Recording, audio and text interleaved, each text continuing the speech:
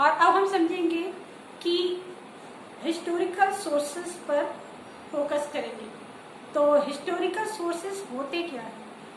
वे पदार्थ, वे वस्तुएं जो हमें बीते हुए कल के अध्ययन में सहायक होती है, उसे हम कहते हैं हिस्टोरिकल सोर्सेस, ऐतिहासिक स्रोत। Then material which is used to study previous era step by step is called the historical sources। अब हम इसे क्लासिफाई करके समझेंगे। ऐतिहासिक स्रोतों को दो भागों में बांटा गया, साहित्यिक स्रोत और पुरातात्विक स्रोत।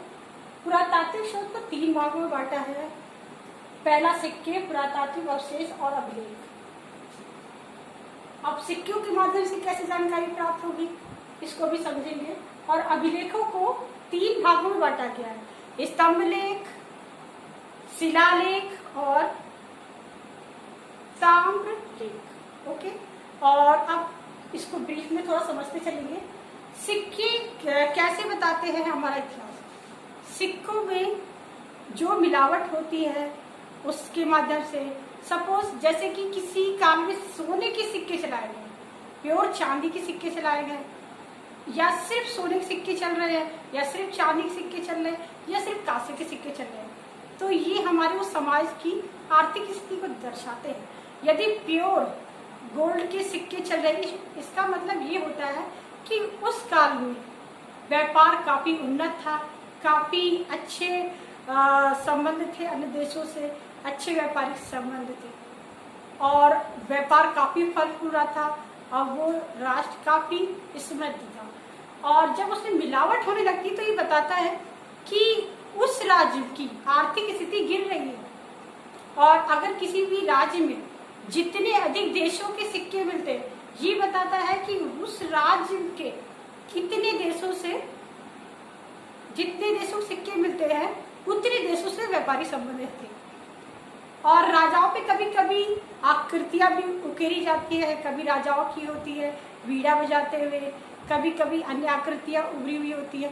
इससे ये पता चलता है कि राजा के क्या क्या खूबियां थी, क्या क्या उसे पसंद थे, और साथ साथ कभी कभी उनका नाम भी लिखा जाता था। तो साथ में उनकी उपाधियां भी लिखी जाती थी। उपाधियों से उनकी स्थिति का पता चलता था और मनोदशा का भी पता चलता था कि राजा अपने आप को किस स्थान पर रखता है, उसकी समाज में स्थिति क्या है, सामंतवाद क्या है। ये सब बहुत सी छोटी छोटी बातें हैं जो सिक्के से पता चल जाती हैं। इसका हम आगे ब्रॉड फॉर्म में समझेंगे एंशिएंट काल में, हालांकि वो आपके कोर्स में नहीं है, तो जो है आपके कोर्स में उसको फोकस करेंगे।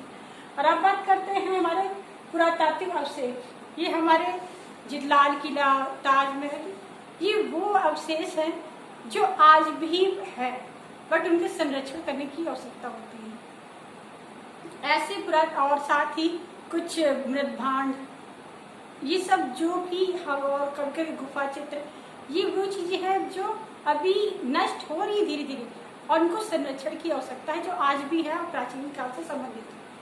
तो पुरातात्विक अवशेष इसके अंदर हमारे आते हैं। अभिलेख, स्तंभलेख, शिलालेख, राजा अपनी उपलब्धियों को और अपने सामाजिक नियमों को, जो भी उस राज्य के नियम कानून थे, उनको इन स्तंभलेखों के माध्यम से वो स्पष्ट करता था।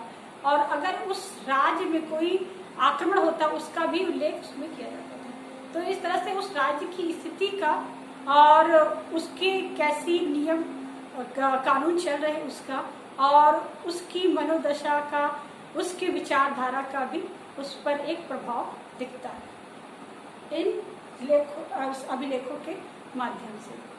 और अब बात करते हैं साहित्यिक स्रोतों की। साहित्यिक स्रोत दो प्रकार के होते थे, एक होता था धार्मिक और दूसरा होता था लौकिक। धार्मिक जो स्रोत होते थे, इनको हम तीन भागों में बांट सकते हैं, हिंदू धर्म ग्रंथ और जैन धर्म ग्रंथ और बौद्ध धर्म ग्रंथ। हिंदू धर्म ग्रंथ को मुख्यतः तीन भागों में बांटा गया है, वेद, पुराण और स्मृति।